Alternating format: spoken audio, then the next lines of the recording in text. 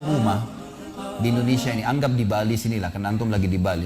Ada satu rumah teman-teman sekalian, di situ ada orang bunuh diri, gantung diri. Kira-kira mau beli rumahnya nggak? Jawab jujur ya. Kenapa nggak mau? Hah? Setelah saya jelaskan malam ini, beli besok ya. Diskonnya buat saya. Baik, banyak orang jawabannya takut. Kenapa takut? Ada ruh gentayangan. Baik, simpan contoh itu. Ada contoh kedua teman-teman. Ada satu rumah, tadi bunuh diri ya. Sekarang satu rumah dibunuh oleh perampok. Mau beli rumahnya nggak? Sama juga. Masya Allah cuma 3 orang yang jawab, yang lain berani semua ini. Gak mau juga beli. Kenapa? Takut. Ada ruh gentayangan. Teman-teman sekalian, ambil dari saya malam ini dengan izin Allah. Ini ilmu dari wahyu, bukan dari saya. Tidak ada ruh gentayangan. Gak ada ceritanya dalam Islam kuburan terbuka pocongnya keluar. Gak ada itu. Gak ada tangan dari kloset tarik-tarik orang. Itu semua dusta. Dusta. Perusakan akidah dari media-media syaitan. Sinetronnya, filmnya, segala macam. Manusia bisa berubah jadi singa lah, bisa beginilah, macam-macam. Dusta, dusta, nggak ada dalam Islam, nggak ada. Dari mana dalilnya? Nggak ada ruh gentayangan. Baik, dengarkan hadisnya. Hadis yang mulia, hadis riwayat Bukhari. Suatu hari Nabi SAW pernah mengantar jenazah sahabatnya. Waktu jenazah tersebut ditaruh di kuburan, kata Nabi SAW, kalau seseorang mukmin meninggal dunia, siapa orang mukmin teman-teman sekalian? Orang yang sudah menggabungkan antara rukun Islam sama rukun iman. Kalau antum syahadat sudah, muslim, alhamdulillah, sholat 5 waktu, zakat, puasa Ramadan, haji, sudah dikerjain. Ditambah dengan keimanan, yakin Allah ada, yakin malaikat ada mencatat, yakin diturunkan dalam Al-Quran, yakin ada Rasul yang mengajarkan Nabi Muhammad SAW, ada diterima pahalanya hari kiamat, maka itu namanya mukmin. Dengan ditambah dengan mengimani qada dan qadar. Kalau ada orang sholat, Allah ada nggak ya? Malaikat catat nggak ya? Hari kiamat saya terima nggak? Ini masih muslim, belum mukmin, masih level di bawah. Pertama muslim dulu baru mukmin. Makanya dalam hadis disebutkan ada iman, ada Islam, ada iman, ada ihsan, gitu kan? Ini level-levelnya. Nah kata Nabi SAW, kalau orang mukmin menggabungkan antara rukun Islam sama rukun iman, sholat yakin Allah ada, sholat begini dan seterusnya, maka akan datang kepadanya 3 sosok malaikat pada saat meninggal. Dan ini teman-teman bukan dongeng saya ceritakan. Ini hadis Nabi, berita wahyu yang pasti kita semua akan saksikan. Demi Allah ini benar, ini wahyu. Gitu kan? Malaikat datang, di kiri kanannya malaikat rahmah yang membawa kain kafan dari surga, yang satu malaikat maut di ubun-ubun kepalanya sambil berkata, ya ayyatuhan nafsul mutmainnah irji ila rabbiki radiyatan mardiyah. Hai jiwa yang baik, keluarlah kepada rahmat dan pengampunan Tuhanmu. Kata Nabi SAW, ruhnya keluar lebih mudah daripada air dari mulut kendi, cepat sekali. Begitu keluar, belum sesaat keluar, ditangkap oleh malaikat rahmat, dibungkus dengan kain kafan dari surga, dibawa ke langit. Begitu dibawa ke langit, menembus 7 lapis langit, semua malaikat-malaikat di atas langit sana berkata, ruhnya siapa ini? Sungguh mulia ruh ini. Kenapa? Kata Nabi SAW, karena ruh itu mengeluarkan bau yang lebih wangi daripada bau kasturi. Semoga kita semua insya Allah termasuk. Maka kata Nabi SAW, malaikat rahmah mengatakan ini fulan bin fulan, namanya yang paling mulia di dunia. Lalu kemudian ditembuskan sampai langit ke-7, lalu kemudian malaikat terdengar suara dari langit ke-7. Allah Azza wa Jalla berkata, catatkan hambaku termasuk penghuni surga, kembalikan dia di dunia, di sana saya ciptakan, di sana pula saya akan bangkitkan. Diantar ruhnya bersamaan jasadnya, diantar oleh kerabatnya. Baru 3 langkah mereka jalan, dia masih bisa, ruh ini masih mendengarkan suara sendal mereka. Lalu malaikat datang mendudukkan dia lalu berkata, siapa Tuhanmu, siapa nabimu, apa kitabmu? Lalu dia kalau orang beriman, kata Nabi SAW, Allah berfirman, yuthabbitullahu alladhina amanu bil qawli tsabit fil hayatid dunya fil akhirah. Allah akan tetapkan jawaban lisan orang-orang beriman di dunia. Kalau dia belajari agama ini lalu ditanya, kenapa kau sholat, kenapa kau puasa, dia akan punya jawaban dari wahyu. Dan di akhirat, kata ulama tafsir, adalah yang dimaksud pertanyaan mungkar nakir atau malaikat di kuburan. Ringkas cerita adalah dia akan menjawab, Tuhanku Allah, Nabiku Muhammad, kitabku Al-Quran. Pada saat dia jawab jawaban itu teman-teman sekalian, maka tiba-tiba saja kata Nabi SAW, malaikat tersebut membukakan baginya pintu neraka, azab, siksaan, orang teriak-teriak, api yang berkobar-kobar, dia ketakutan. Kata malaikat, lihat dari apa Allah selamatkan dirimu. Karena kau beriman, kau nggak jadi masuk sini, ditutup supaya dia tahu nih Kalau dia berbuat salah akan masuk situ, ditutup. Dibuka pintu surga, dayang-dayang, permadani, istana yang luas, luar biasa. Dia gembira. Lalu kata malaikat, kau akan masuk di sini. Maka si mayit tersebut pun berdoa mengatakan, ya Allah cepatkan waktu, karena aku ingin masuk ke dalam surgaku. Lalu datang di sebelahnya orang yang tampangnya gagah, badannya bersih, wangi, saking sempurnanya kata jenazah ini. Ruh ini berkata, siapa kamu ini? Sungguh sempurna ciptaan Allah pada dirimu. Maka dia berkata, diam dulu. Maka dia berkata, gitu kan?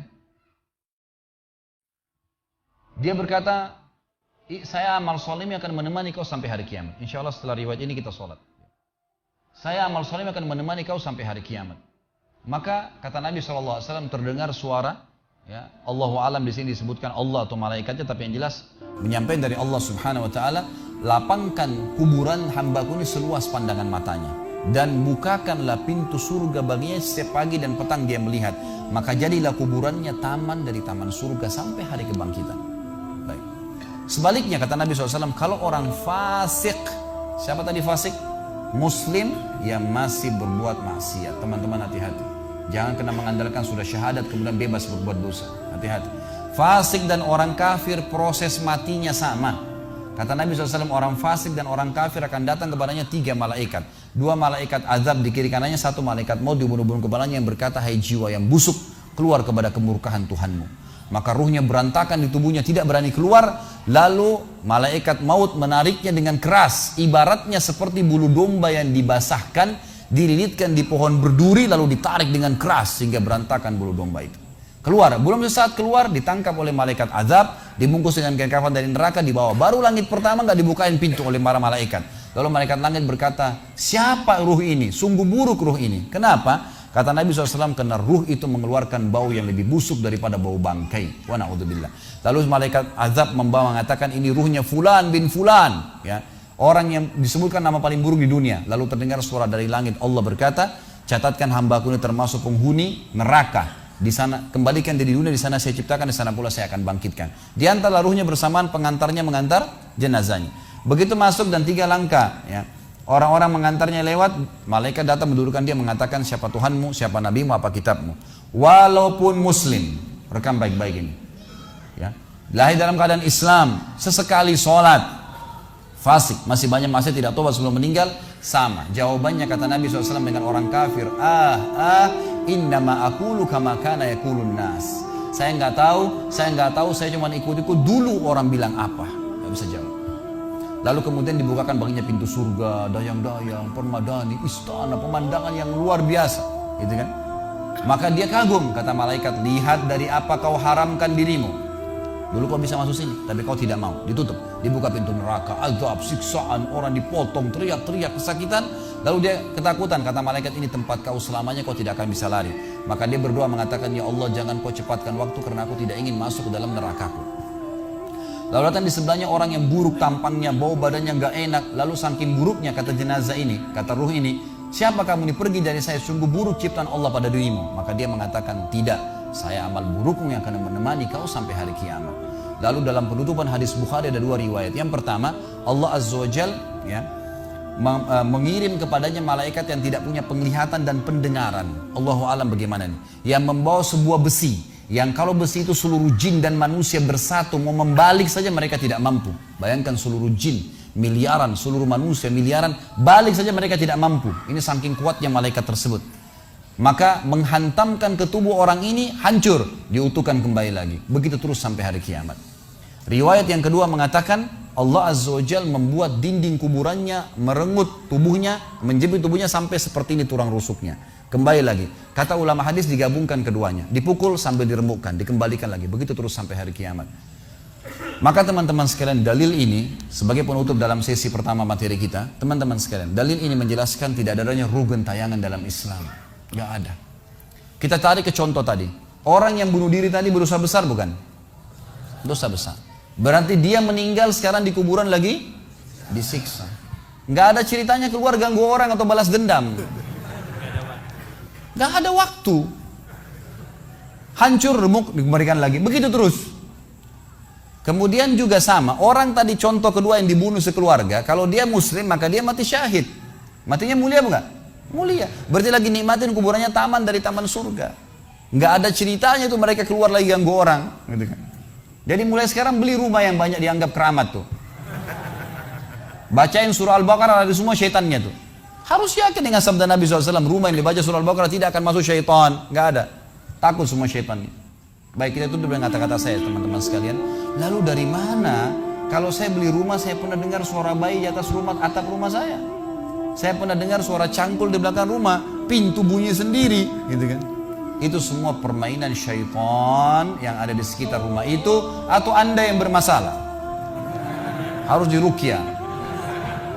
Dibacain ayat, ada sihirnya tuh. Mungkin pernah mandi dulu ilmu kebal, mungkin pernah ini, mungkin pernah bersemedi, apalah macam-macam yang khurafat ini, maka dia harus diruqyah. Jadi harus diobatin. Baik, begini contohnya. Kalau kita lagi lewatin tadi rumah yang orang ada bunuh diri, ini kalau ada syaitan di sini marah dengan saya, tapi saya nggak peduli. Memang dia musuh kita. A'udzubillahi minasyaitonirrajim. Gitu kan. Allah hancurin mereka. Gitu kan. Yang jelas teman-teman sekalian, kalau kita lewat di rumah yang ada orang bunuh diri, gitu kan. Misal pagarnya 10 meter, begitu kita jalan 1 meter pertama, semua syaitan itu kerumunin kita tuh.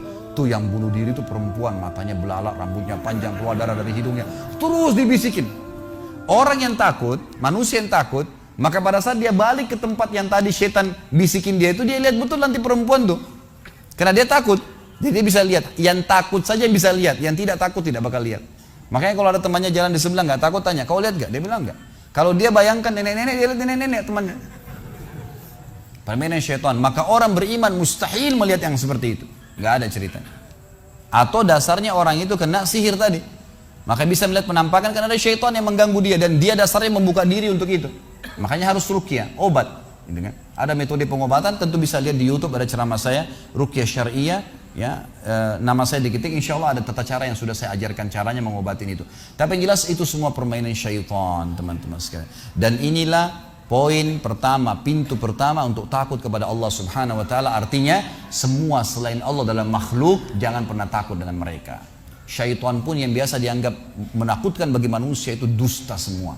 Sampai sabda Nabi SAW mulia, hadis Bukhari, siapa yang membaca Bismillah, Bismillah, maka syaitan yang ada di sekitarnya menjadi kecil seperti lalat.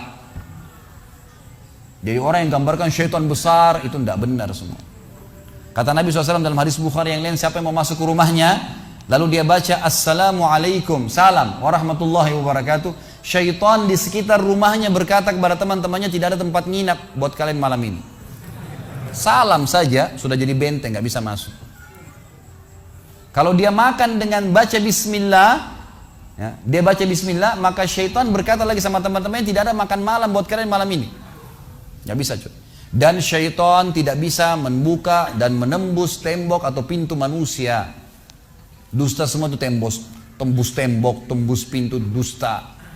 Karena Nabi SAW yang bilang, syaitan tidak bisa membuka kembali pintu ditutup oleh manusia. Syaitan tidak bisa membalikkan, ya, panci yang sudah ditutup oleh manusia. Maka padamkan lampu kalian, tutuplah panci-panci kalian, karena syaitan bisa menunggangi makhluk yang lain. Sebagai penutup hadis Nabi SAW, pernah ada seorang sahabat membawa tikus ditangkap malam hari. Pada saat ditangkap tikus tersebut, lalu sahabatnya tidak bunuh, dipegang sama dia, dibawa ke masjid.